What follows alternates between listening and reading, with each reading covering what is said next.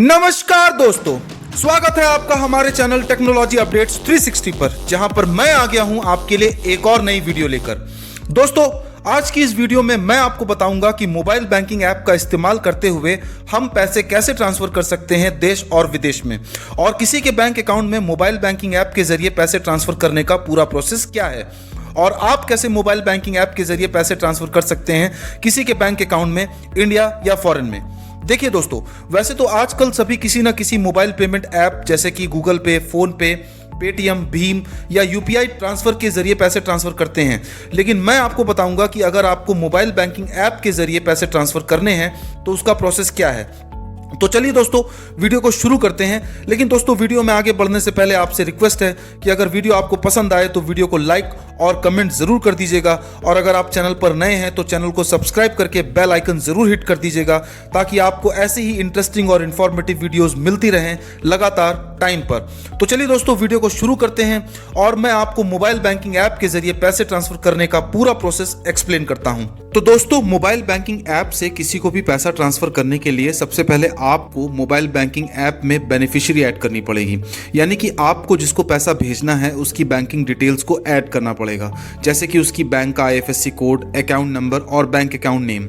जिसके बाद आपकी बेनिफिशियरी एक्टिवेट हो जाएगी और आप डायरेक्टली उस बेनिफिशियरी पर जाकर अमाउंट भर सकते हैं और पैसा भेज सकते हैं। तो दोस्तों, चलिए मैं आपको बेनिफिशियरी ऐड करके दिखाता हूं और यह बताता हूं कि आप कैसे पैसे ट्रांसफ़र कर सकते हैं मोबाइल बैंकिंग ऐप के ज़रिए।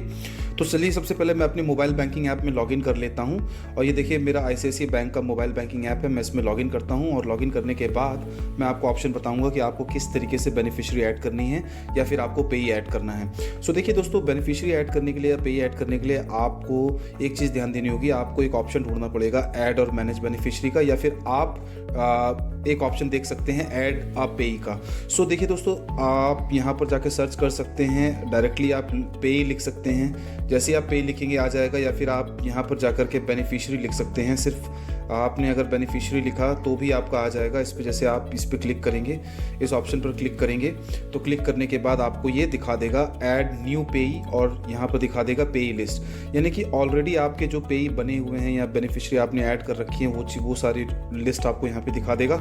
नहीं तो अगर आपको नया पेई ऐड करना है तो आप ऐड अ न्यू पेई पे क्लिक कर सकते हैं, और इसके बाद आप यहाँ पर अपने पेई का अकाउंट नेम डाल सकते हैं, अकाउंट नंबर डाल सकते हैं, फिर री अकाउंट नंबर एंड देन पेई निकनेम। सो री एंटर अकाउंट नंबर में आपको फिर से वही अकाउंट नंबर एंटर करना पड़ेगा। चलिए मैं आपको एक चीज़ और दिखाता हूँ यहाँ पर।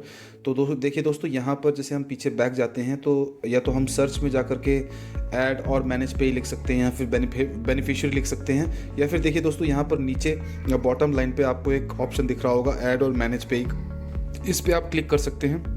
और क्लिक करने के बाद जैसे ही आप यहाँ पर जाएंगे, आप इस पेज पर आ जाएंगे।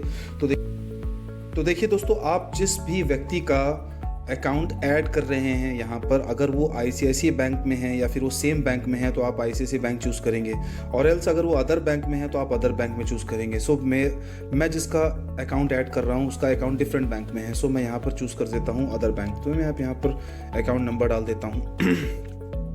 अब देखिए दोस्तों, यहाँ पर आपको आईएफएससी कोड डालना पड़ेगा। सो आप यहाँ पर आईएफएससी कोड डाल सकते हैं। सो मैंने यहाँ पर आईएफएससी कोड मैं यहाँ पर डाल देता हूँ।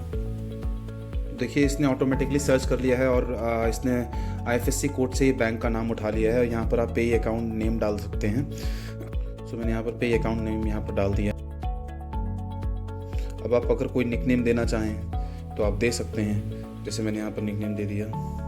मैं यहाँ पर इसके बाद प्रोसीड करूँगा, और प्रोसीड करने के बाद देखिए दोस्तों, यहाँ पर सबमिट का बटन आ रहा है। मैं यहाँ पर सबमिट कर देता हूँ, और इस तरीके से आपके पास एक ओटीपी आएगी, और ओटीपी के थ्रू आपको इसको वेरीफाई करना होगा, और वेरीफाई करने के बाद दोस्तों ये सेट हो जाएगा। तो देखिए इसने ऑटोमेटिकली ओटीपी ले लिया है, और देखिए दोस्तों ये आपको दिखा रहा है कि आपका बेनिफिशियरी था या पेई था वो ऐड हो गया। अब चलिए चल के देख लेते हैं। यहाँ पर हम बैक जाते हैं, और बैक जाने के बाद देखिए दोस्तों, अब यहाँ पर सेंड मनी के ऑप्शन पे आप क्लिक करेंगे, और जैसे ही सेंड मनी के ऑप्शन पे आप क्लिक करेंगे तो यहाँ पर आपसे दिखा रहा है एंटर पेई नेम।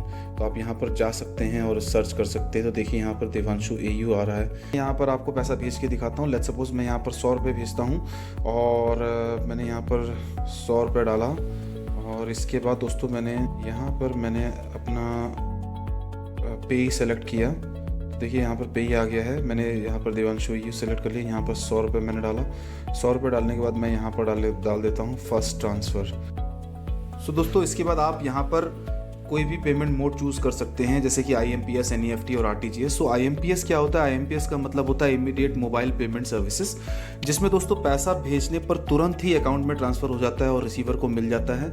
और यह सर्विस 24 घंटे 24/7 365 डेज अवेलेबल रहती है और हमेशा काम करती है।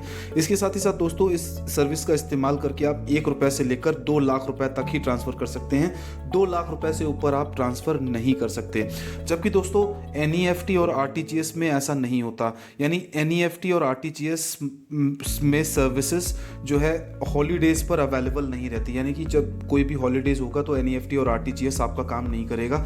NEFT मतलब नेशनल इलेक्ट्रॉनिक फंड ट्रांसफर और RTGS मतलब रियल टाइम ग्रॉस सेटलमेंट। सो दोस्तों RTGS और NEFT में बेसिकली अंतर क्या है कि अगर आप RTGS का इस्तेमाल कर रहे हैं तो आप इसमें मिनिमम 2 लाख रुपए भेज सकते हैं और मैक्सिमम 10 लाख रुपए तक भेज सकते हैं। यानी 10 लाख रुपए से ऊपर नहीं भेज सकते और 2 लाख रुपए से कम नहीं भेज सकते। और NEFT में क्या होता है? NEFT में दोस्तों क्या होता है, 1 रुपए से लेकर आप मिनिमम 1 रुपये भेज सकते हैं और मैक्सिमम 25 लाख रुपए तक भेज सकते हैं। इससे ऊपर आप नहीं भेज सकते। सो ये बेसिकली डिफरेंस होता है NEFT, IMPS और RTGS में।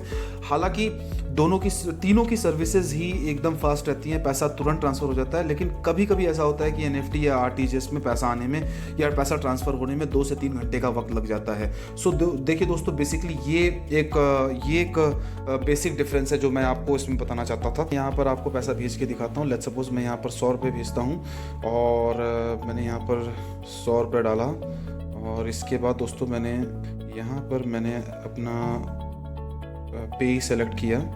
देखिए यहाँ पर पे ही आ गया है। मैंने यहाँ पर देवांशु यू सेलेक्ट कर लिया। यहाँ पर 100 रुपये मैंने डाला। 100 रुपये डालने के बाद मैं यहाँ पर फर्स्ट ट्रांसफ़र डाल देता हूँ, फर्स्ट ट्रांसफ़र। अब इसके बाद मैं IMPS सेलेक्ट करता हूँ। अगर मैं NEFT करूँगा तो भी पहुँच जाएगा, बट हम इस केस में NEFT नहीं करेंगे, हम IMPS करेंगे। सो हमने यहाँ पर प्रोसीड पे क्लिक किया और प्रोसीड पे क्लिक करने के बाद मैंने कंफर्म के बटन पे क्लिक किया।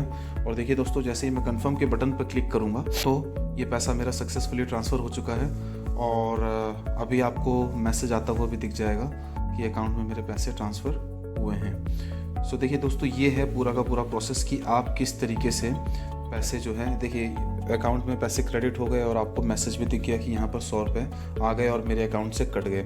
इसी तरीके से दोस्तों जब हम होम पे जाएंगे तो अगर हमें ओवरसीज़ पैसे ट्रांसफ़र करने हैं, अभी ये तो बात थी कि आपने इंडिया में पैसे ट्रांसफ़र किए, अगर आपको ओवरसीज़ में पैसे ट्रांसफ़र करने हैं या फिर आपको विदेश में किसी को पैसे ट्रांसफ़र करने हैं तो यहाँ पर एक ऑप्शन आ रहा है ट्रांसफ़र ओवरसीज़। आप इस पर क्लिक करेंगे और क्लिक करने के बाद दोस्तों आपको वही सारा प्रोसेस दोबारा से करना पड़ेगा। यानी कि आपको बेनिफिशरी ऐड करनी पड़ेगी। Add your beneficiaries bank account, then specify the amount to initiate transfer. आप अमाउंट डाल सकते हैं and then fund the transfer from your bank account. और उसके बाद अपना सेलेक्ट बैंक अकाउंट यहाँ से सेलेक्ट करेंगे और उसके बाद सेलेक्ट करने के बाद दोस्तों आप जिसको भी आप पैसा भेजना चाहते हैं आप उसको पैसा भेज सकते हैं और वो एक्सचेंज रेट ऑटोमेटिकली उठा लेगा। सो देखिए दोस्तों ये था पूरा प्रोसेस कि आप किस तरीके से अपनी मोबाइल बैंकिंग ऐप का इस्तेमाल करते हुए इंडिया में या ओवरसीज़ आप किसी को भी पैसे ट्रांसफ़र कर सकते हैं। सो बेसिकली मुद्दे की बात यह है कि आपको पहले बेनिफिशरी ऐड करनी पड़ेगी या फिर बेनिफिशरी को ही पेई बोलते हैं तो आप बेनिफिशरी या पेई के नाम से सर्च कर सकते हैं या फिर अपने मोबाइल बैंकिंग ऐप में उसको सर्च करके उस ऑप्शन को सेलेक्ट कर सकते हैं, एक नया पेई या नया बेनिफिशरी ऐड कर सकते हैं और पैसे भेज सकते हैं। सो तो दोस्तों यह था कंप्लीट प्रोसेस कि कैसे आप मोबाइल बैंकिंग ऐप का इस्तेमाल करके पैसे ट्रांसफर कर सकते हैं किसी के अकाउंट में, देश या फिर विदेश में। वीडियो कैसा लगा कमेंट करके जरूर बताएं और वीडियो अच्छा लगा हो तो वीडियो को लाइक जरूर करें और चैनल को सब्सक्राइब करें। मिलते हैं बहुत जल्द एक नई वीडियो के साथ, तब तक के लिए thank you. Do take a very good care of yourself and bye bye.